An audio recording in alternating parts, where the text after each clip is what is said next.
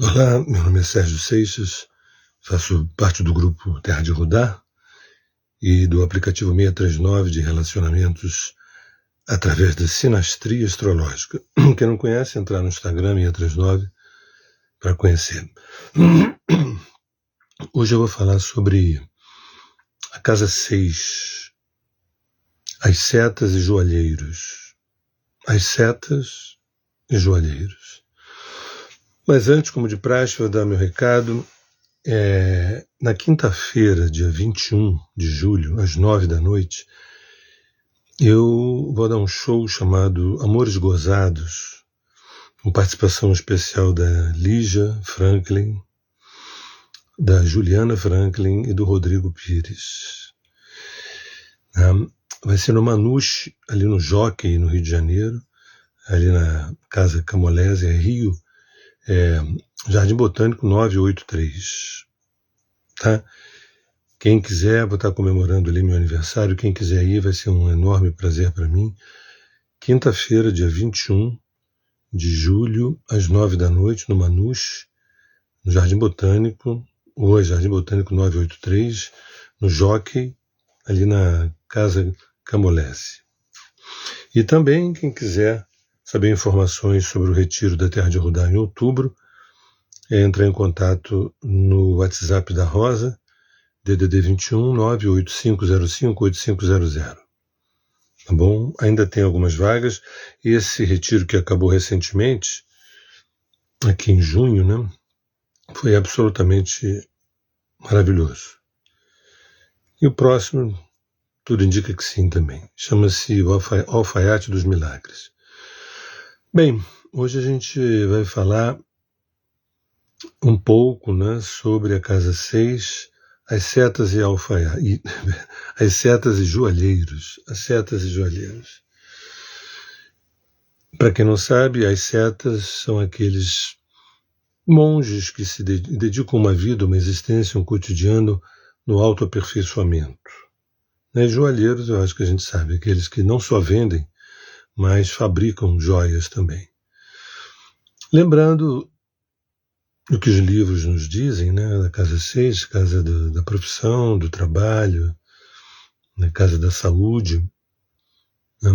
Casa dos animais domésticos, dos empregados, né? Tem a ver com algumas doenças, também uma casa ligadas assim ao sacrifício, né? Do trabalhar, digamos. A gente vai dar uma outra conotação para essa palavra sacrifício. Normalmente, numa interpretação astrológica, fala-se casa do trabalho e da saúde. E aí esses detalhes, se é a casa de empregados, de animais domésticos, né, isso às vezes vem, às vezes não vem, mas o mais importante é a questão profissional e a questão da saúde para a maioria das pessoas, para a grande maioria das pessoas, embora seja uma casa muito mais ampla do que aparenta. Para vocês terem uma ideia, é uma das casas da alquimia, juntamente com a casa 8. Né? Mas eu queria me deter num aspecto pouco valorizado sobre o que eu estou chamando de as setas e joalheiros. A energia de Virgem na casa 6 é a sexta casa, é a casa que se prepara para sair de um hemisfério para entrar num outro hemisfério, onde começa a casa 7, fechando um ciclo da metade do zodíaco, né, de 6 casas, ou de 6 arquétipos também. Lembrando que os signos são arquétipos, os planetas são pulsões psíquicas e as casas são campos friccionais, são arenas friccionais com o objetivo de expansão de consciência. São 12 casas, cada casa tem inúmeros temas, inúmeros assuntos, e são arenas, são campos friccionais com o objetivo de expansão de consciência. Lembrando também que para a arqueoastrologia, expandir consciência é amar mais e amar melhor, uma vez que consciência com C maiúsculo é sinônimo de amor. Tá? Lembrando que não é ter consciência, é ser consciente e mais ainda é ser a consciência. Né? Queria ir logo direto ao assunto,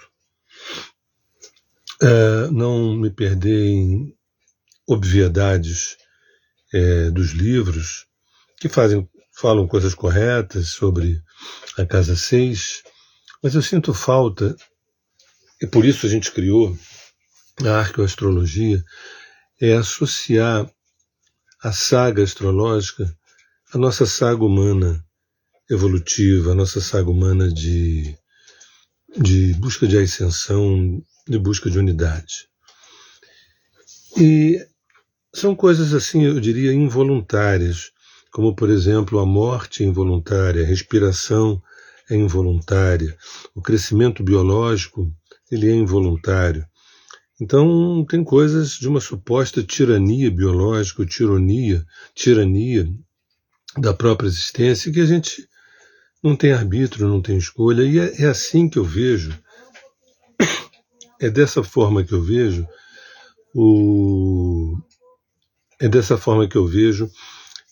a nossa saga, a nossa jornada humana aqui na Terra, entendeu?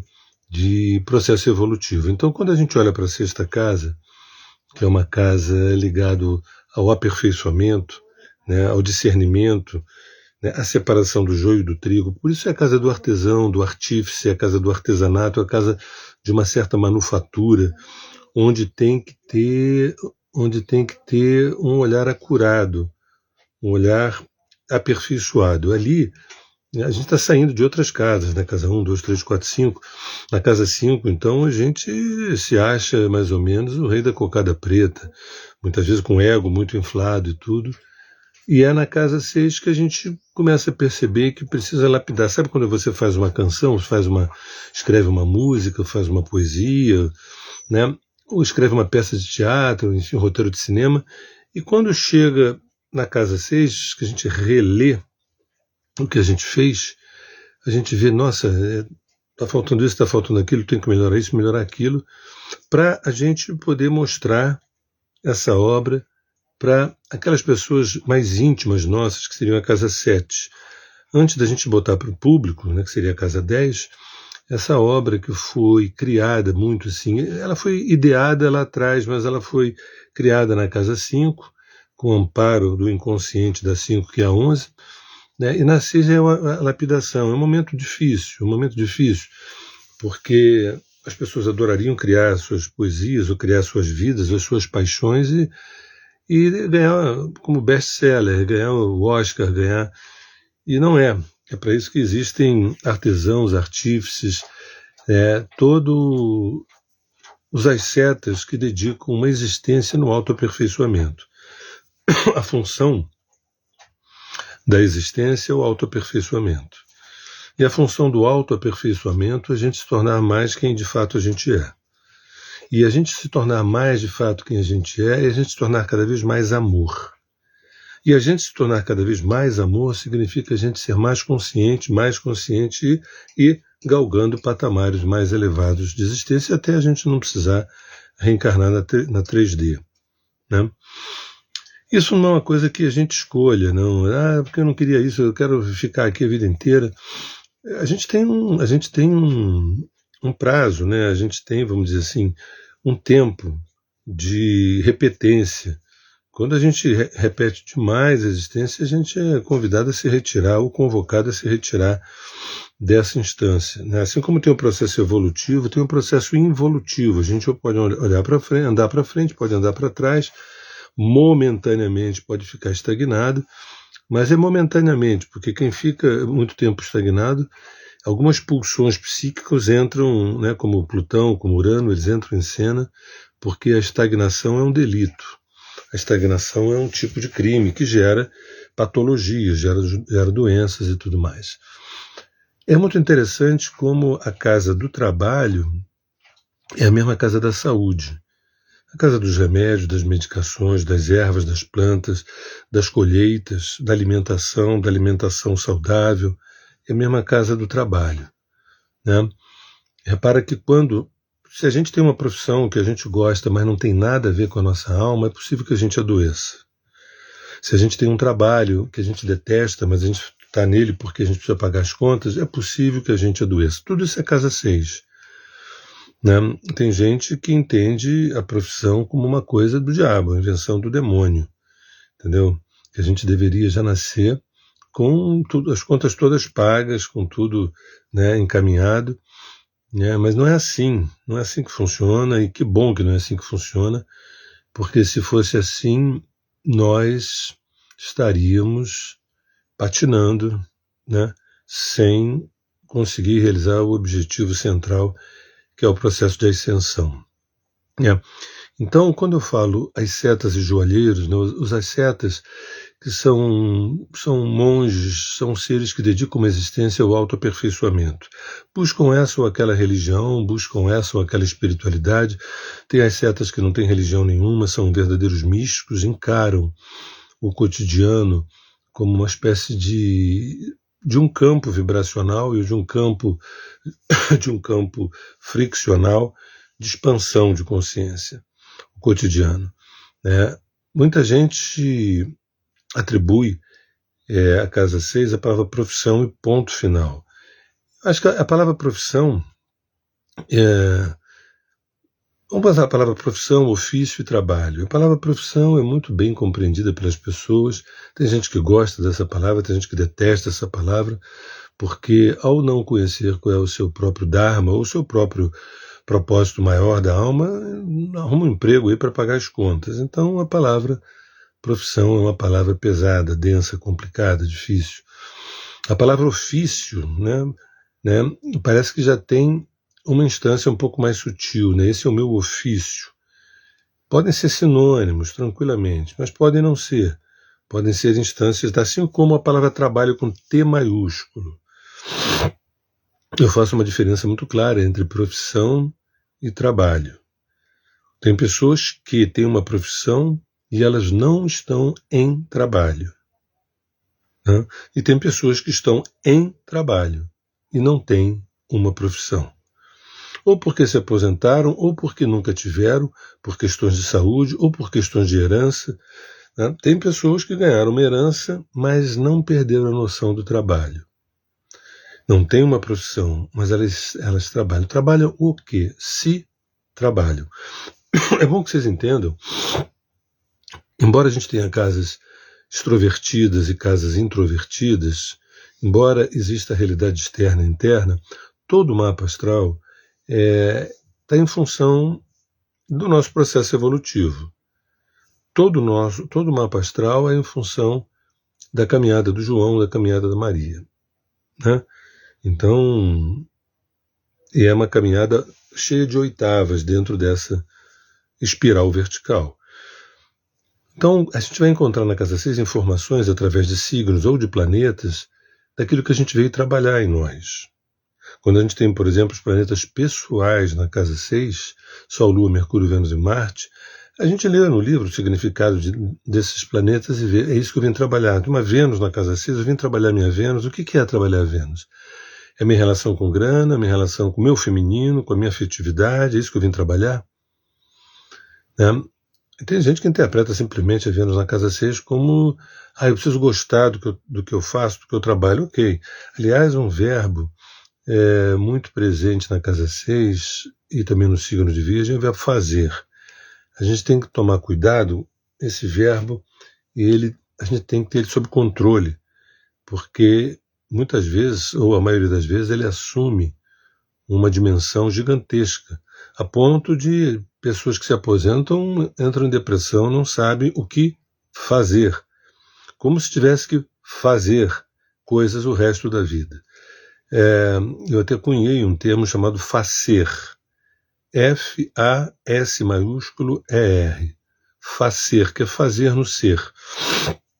Então, essa casa 6 é a casa do artífice, né, do alquimista, né, do joalheiro, né, desse monge que usa todo o cotidiano em prol do seu processo evolutivo. Profissão, relação com o dia a dia, com o cotidiano, com a agenda, com as repetições. Depois de ter passado por Leão, pela casa 5, a gente já deveria ter minimamente um jogo de cintura criativo para lidar com a casa 6. Repara que a 6 ela vem depois da 5. A 5 é o seguinte: eu conheci meu ato de amar e criar. através dos planetas, através dos signos ali. Porque vocês têm que entender que planetas e signos em casas falam da gente, falam daquilo que a gente veio trabalhar. Na casa 2, como é que eu gostaria de ser valorizado? Na casa 4, o que de fato me dá uma sensação de abrigo? Na casa 5, o que eu vim externar no sentido do processo de criação e de afeto, de amor? Na 6, o que eu vim aperfeiçoar? Será que o Mercúrio, na casa 6, eu vim aperfeiçoar o meu verbo, a minha curiosidade, a minha relação com o cotidiano mais imediato? O Marte, com a minha iniciativa, com o tema da sexualidade? Vai depender de que signo esteja, vai depender dos aspectos que esteja fazendo. Se você pega um Marte formando aspectos fluidos, é possível que você já tenha vindo de outras encarnações com esse Marte liberado para você deitar e rolar. Entendeu? No ponto de vista da assertividade, da coragem, da sexualidade, se ele vem com uma porção de aspectos tensos, também é possível que esteja dizendo que, olha, que você não passou de ano nesses assuntos, você veio trabalhar o Marte.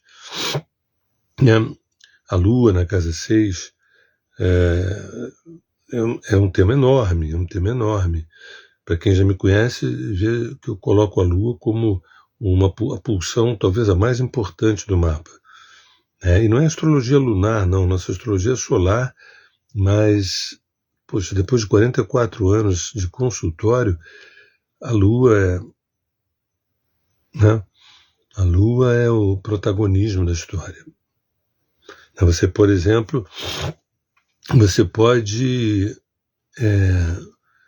ser uma pessoa super criativa, ser um profissional muito eficiente, muito capaz, muito competente, né? E tua área emocional pode ser um caos, uma loucura, pode ser um desastre, e vai tudo por terra. Por quê? Faz um sucesso e depois desce a ladeira. Tem bons momentos e depois conhece o inferno. A Lua é muito importante.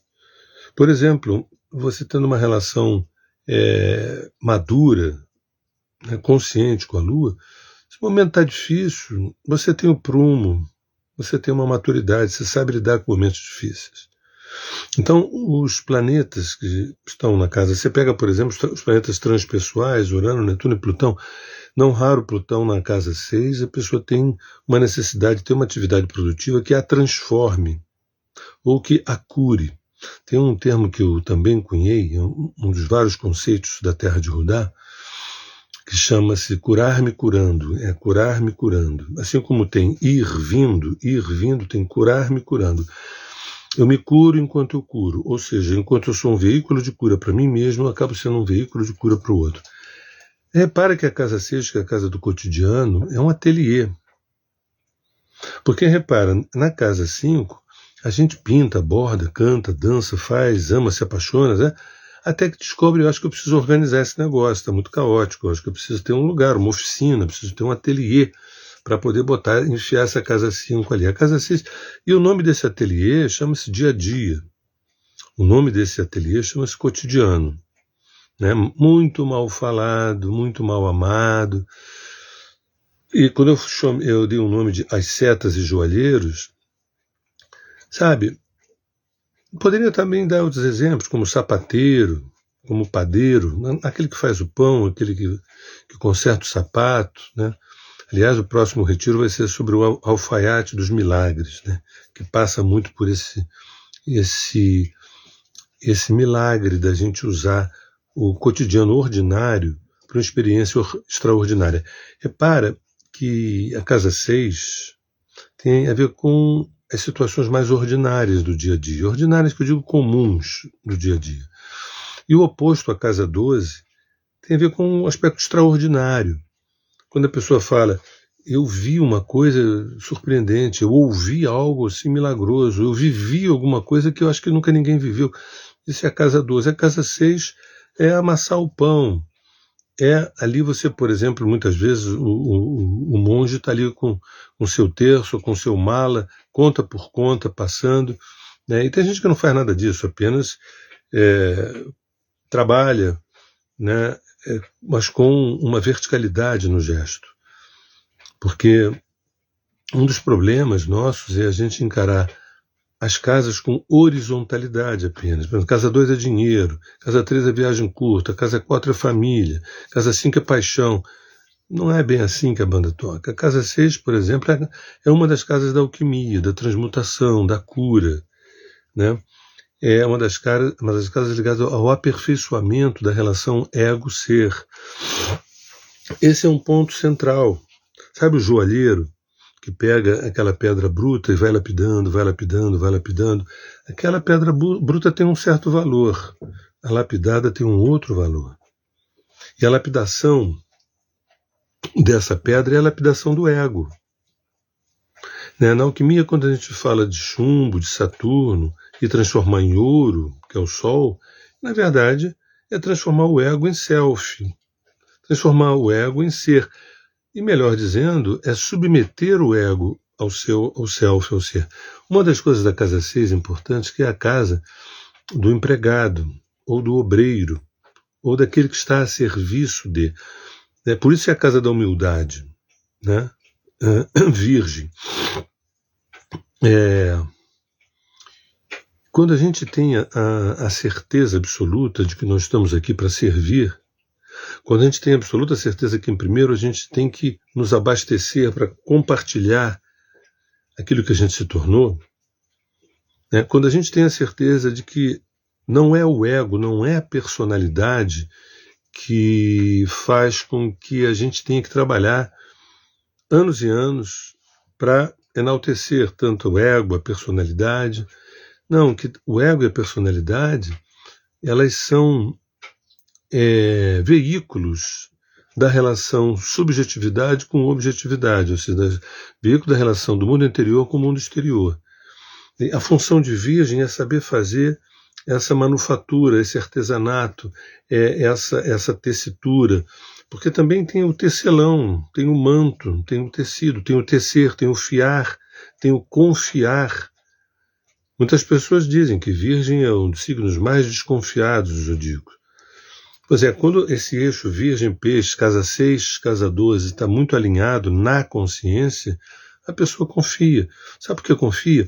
Porque ela está ali no ofício, está no ateliê, ela está na oficina, sabendo que aquilo não só vai gerar o pão de cada dia, né? Mas ela está se trabalhando como alguém que constrói um manto, né? Ou quando alguém que constrói uma mandala, quando alguém que está construindo um altar, quando alguém que está construindo uma obra maravilhosa, a obra da minha vida. E essa obra da minha vida sou eu. Essa obra da minha vida é a própria pessoa. Quando essa ficha não cai, a gente acaba terceirizando a gente mesmo. A gente tenta realizar coisas para os outros, e o nosso ego fica enaltecido. Os outros aplaudem, os outros elogiam, os outros julgam. Por que muitas vezes a gente se acovarda? Por que muitas vezes a gente não quer se expor, não quer mostrar? Porque vem julgamento, e eu não sei se eu dou conta, e eu acho que eu não tenho tanto conteúdo assim, eu me sinto inseguro, essa coisa toda. Pois é, mas a gente está aqui, na verdade, é para se expor.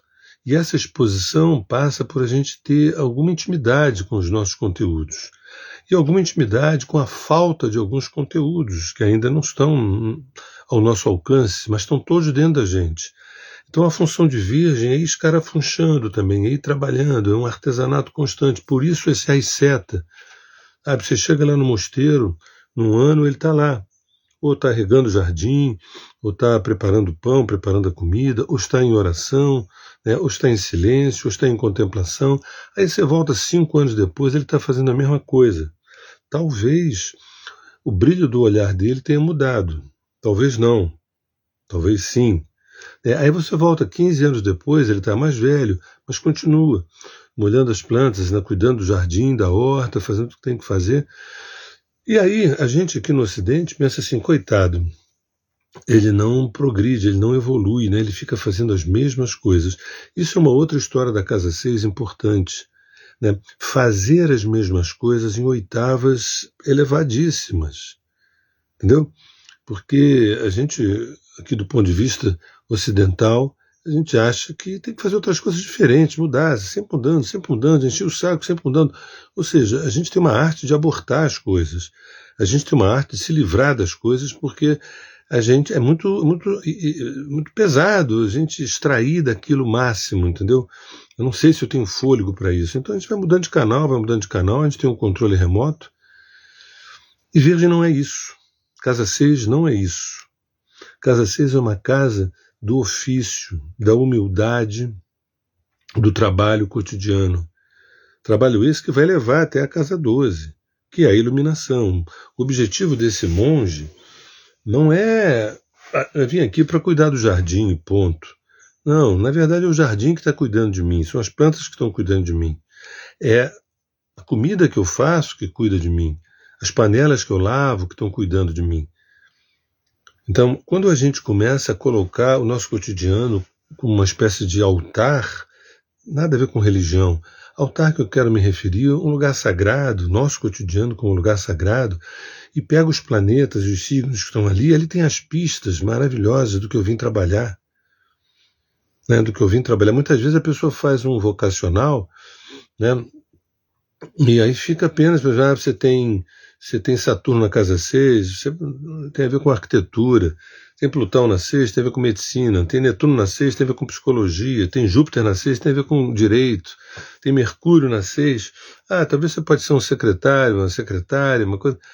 Tudo bem, isso é um bom start, um bom começo, mas a arqueoastrologia ela se pauta em ter na astrologia uma alavanca para a gente alinhar a nossa personalidade com o nosso self ou com o nosso ser. O centro do mapa é o ser, é o self.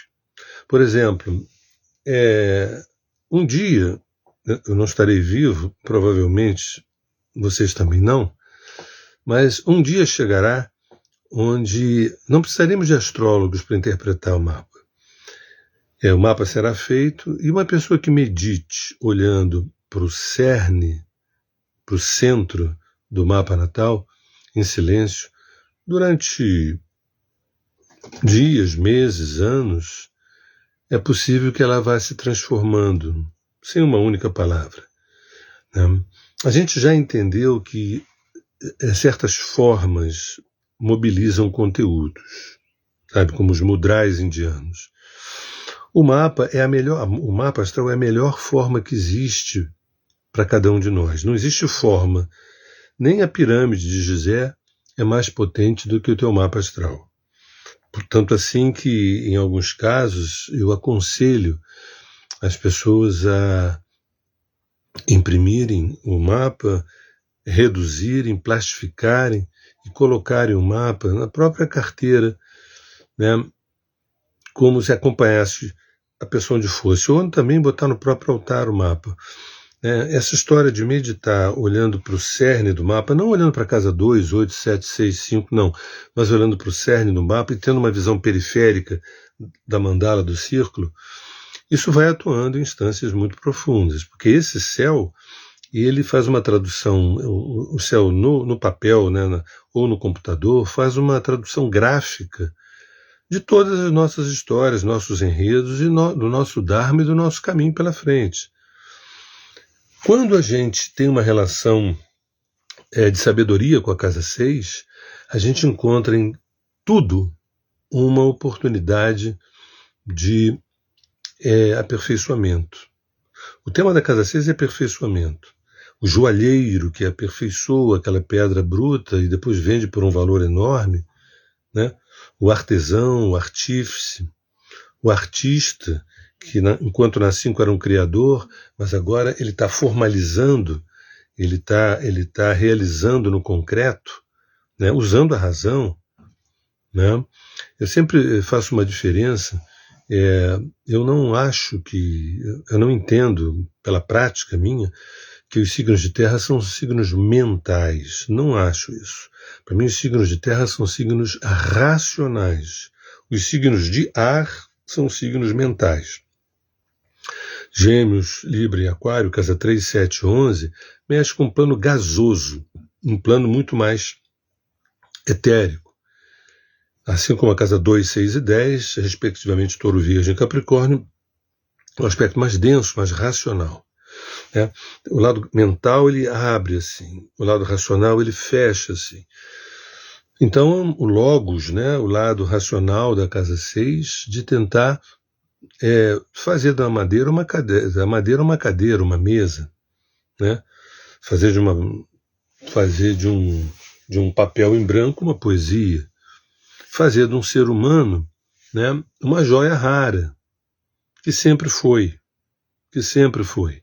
O nosso problema, na verdade, é o autoesquecimento. Esse é o nosso problema. Por isso que eu bato sempre na tecla, né?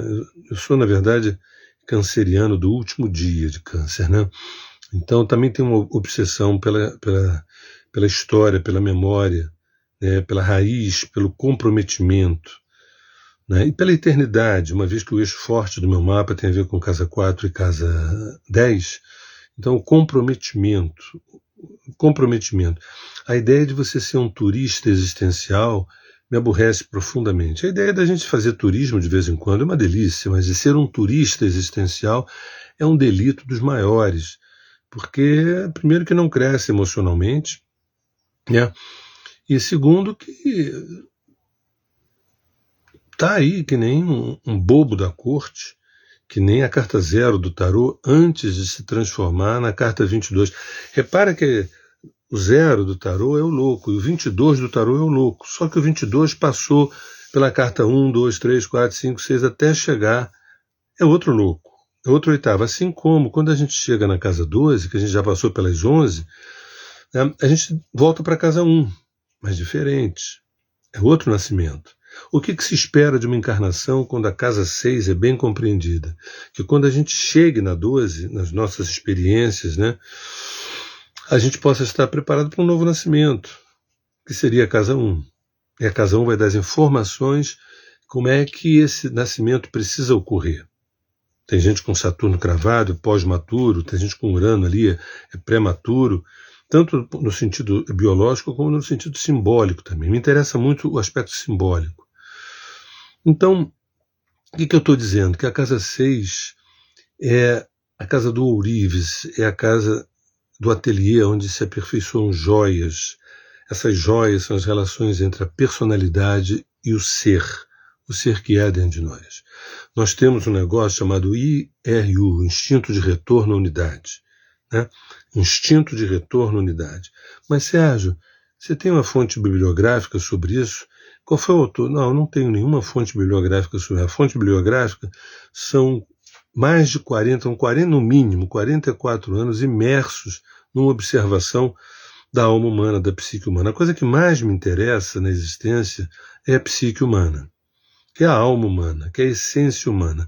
Então, tudo que eu faço no meu dia a dia, no meu cotidiano, eu trago para a tentativa de compreender a psique coletiva e a psique individual.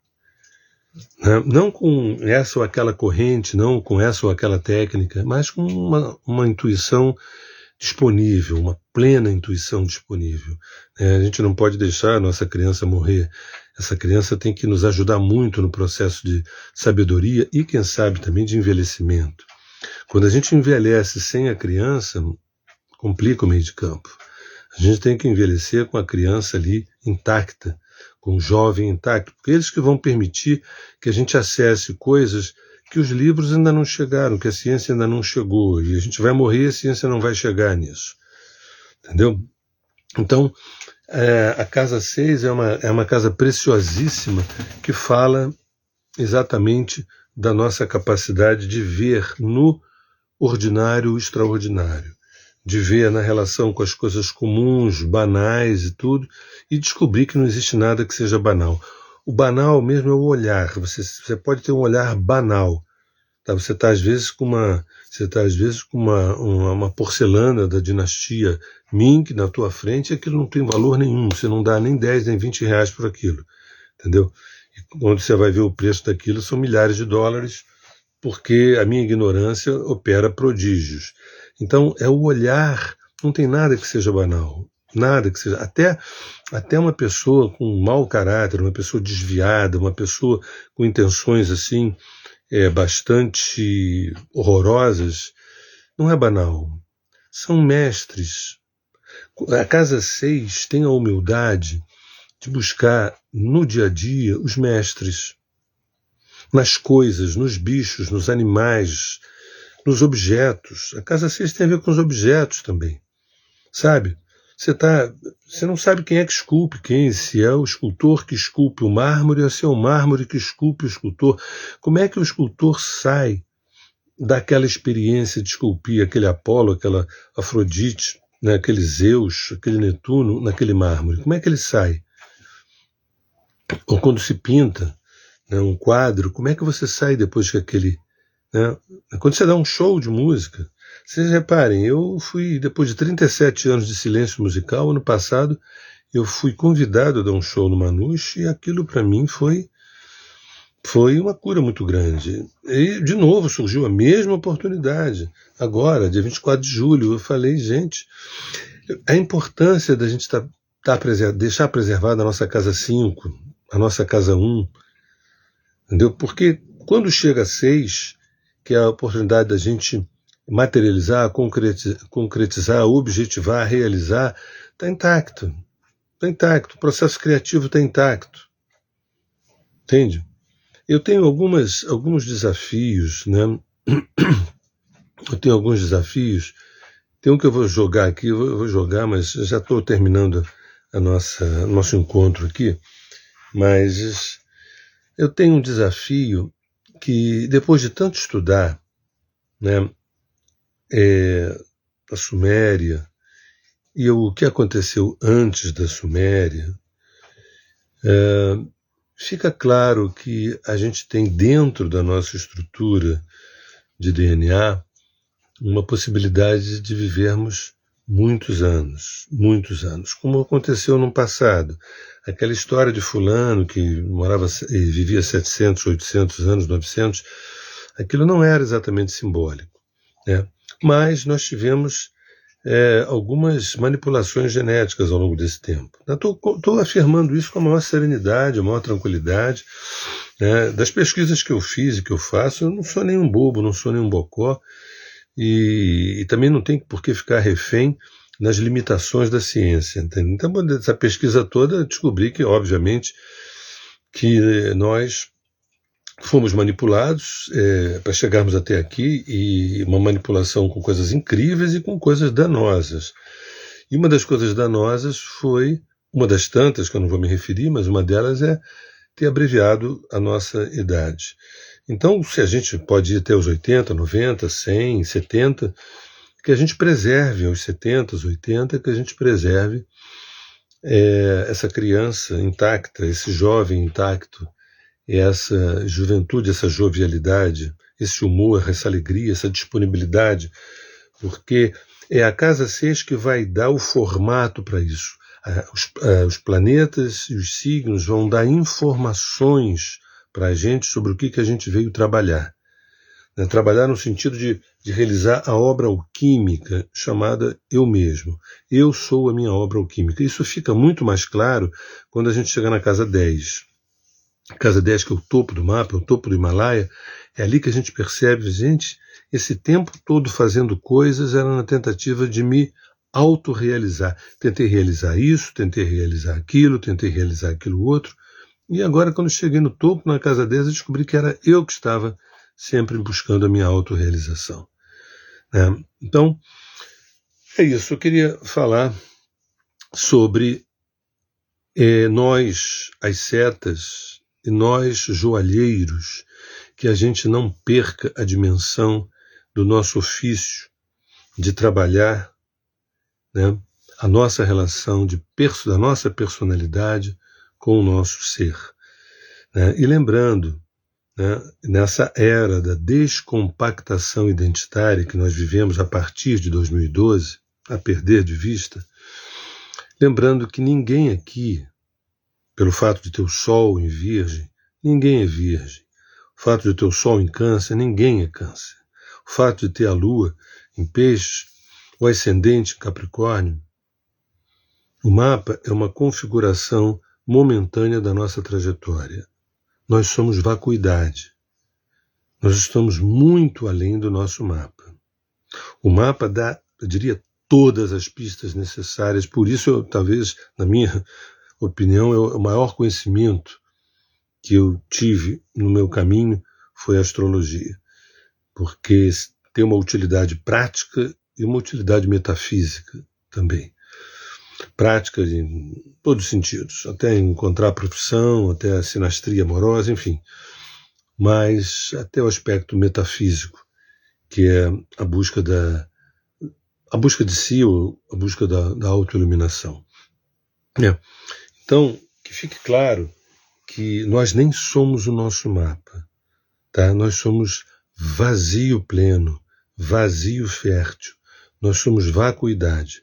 Quando a gente tem aderido à ideia de que eu sou virgem, então as características de virgem, que são realçadas, evidentemente, quando a gente nasce, que o sol estava lá em virgem, mas isso não define quem nós somos. Entende? O fato de você ter na mesa uma série de ferramentas, ou você ter na mesa uma partitura, um violão, um violino, um violoncelo, não define que música que vai sair dali. A música que é a essência. Não é o piano, nem tampouco o pianista. É a própria música. Entende? Então, o estudo da arqueoastrologia é o estudo da gente ir ao encontro da nossa vacuidade, do nosso vazio. Por isso, cuidado com as nossas identificações com partes do nosso mapa. Ali são pistas, são digitais, são pegadas importantíssimas para a gente chegar a lugar nenhum. Que esse é o grande lugar, que é o lugar onde habita a fonte primordial. Beijo no coração, prazer estar aqui e a gente vai se falando. Até agora.